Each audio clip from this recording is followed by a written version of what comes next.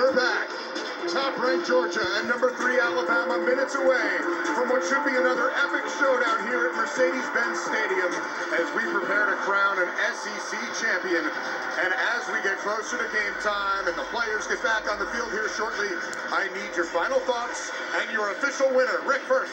It's very difficult to pick against Nick Saban when he's 9-1 in this game, 7-1 at Alabama, 2-0 at LSU, but I'm doing it. Pressure is a privilege indeed.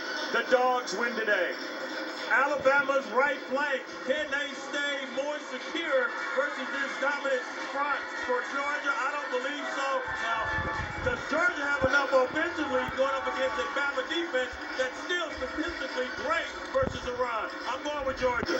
They're both going with Georgia. We'll see you at halftime right now. It's number 1 Georgia and number 3 Alabama for the SEC championship.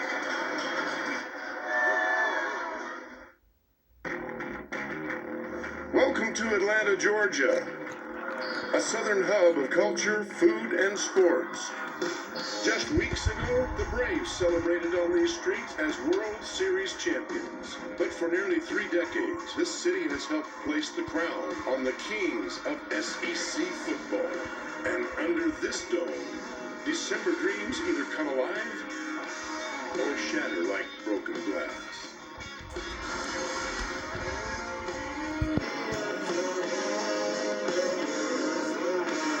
And for these two rivals today, this town is a common intersection at the crossroads of glory. First, it was for the national championship, which ended with a walk-off. Here's Tua stepping back, looks long, throws end zone, touchdown! Devontae Smith! Alabama is back as the champion of college football!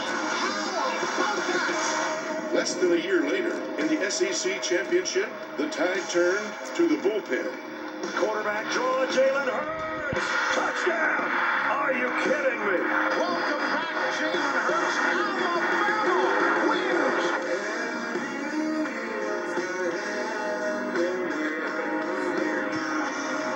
Like all good trilogies, this one features an unexpected twist. Now it's Georgia's heavy hitters that have powered the Dogs to number 1. Jordan Davis swallowing whole. The game we saw, we conquered. Good day to be a Dog. They'll take another swing at dethroning defending champion Alabama, who roll opponents with the long ball. Bryce laid a dime into his hand. Williams towards the corner. See ya, bye-bye. Touchdown, Alabama! Oh, this is more than just a game. For one, an opportunity to extend its reign. For the other, a chance to strike out a legacy of stinging pain. Who can bear the weight of the crown? It's time for the annual Atlanta coronation.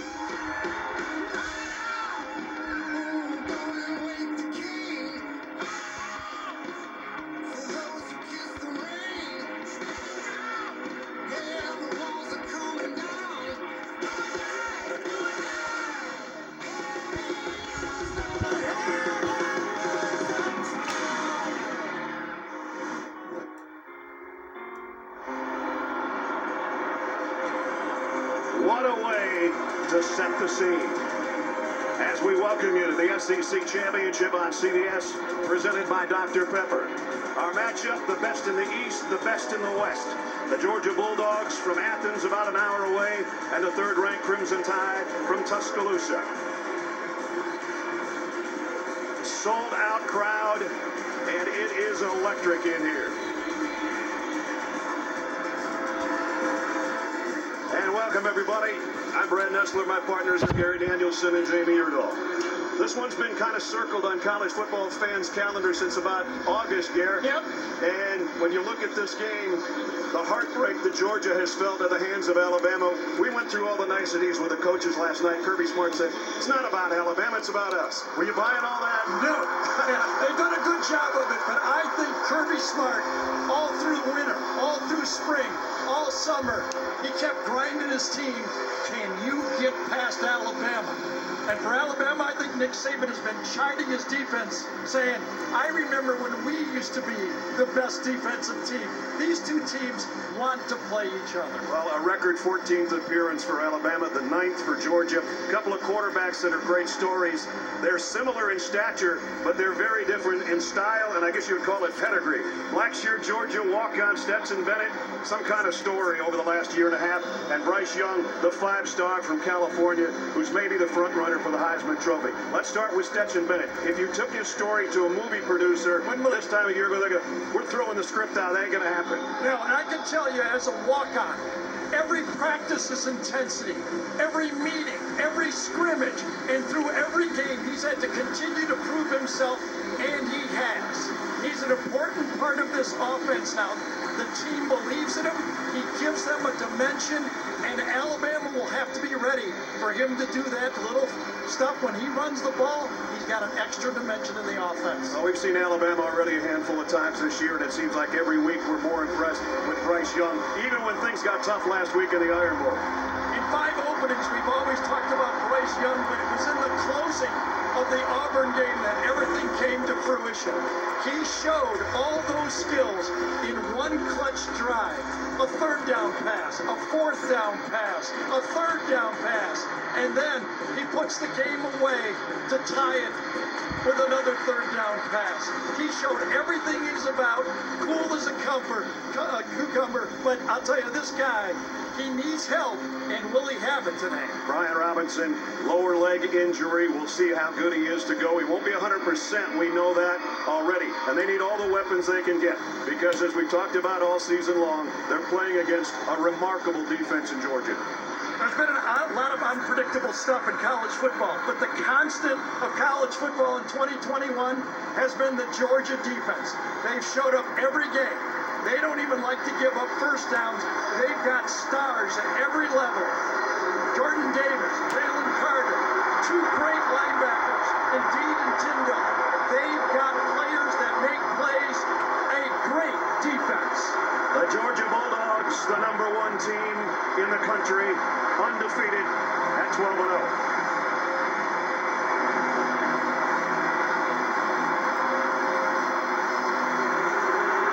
Tuscaloosa, the #3 team in the country, champions of the West, and the defending national champion, Crimson Tide of Alabama. The 30th SEC championship about to kick off here in Atlanta.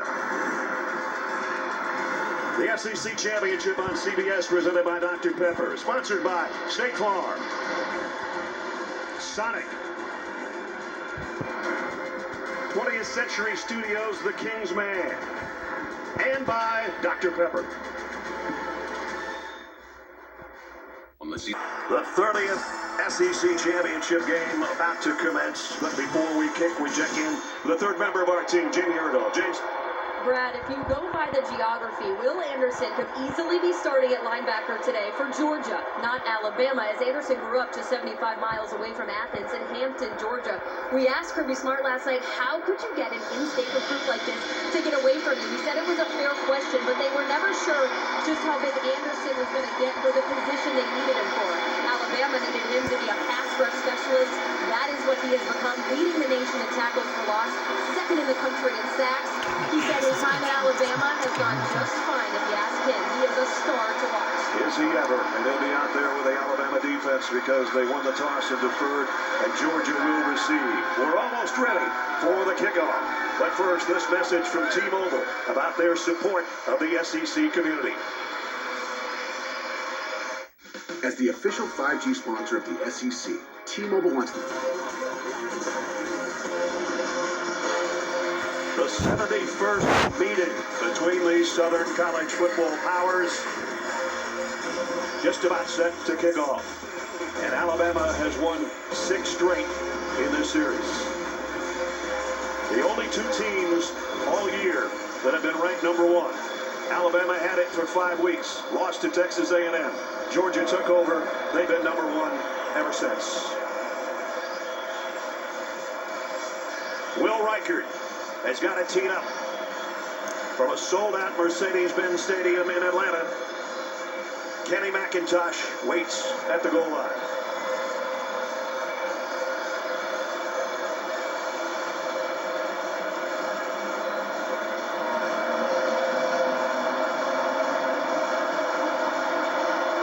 For the SEC championship, we're underway. Taken just inside the 1. McIntosh got a little seam, and he got out to the 25. Good return. Georgia goes to work there. So we take a look at our Dr. Pepper starting lineups, and it starts with number 13, Stetson Bennett. Almost 2,000 yards passing, 21 touchdowns, 5 interceptions. He's 12-2 as a starter. Here's the group that'll join him. This guy makes Nick Saban nervous. When we mentioned James Cook last night, he kind of rolled his eyes. He had a big game against Alabama a year ago in the regular season.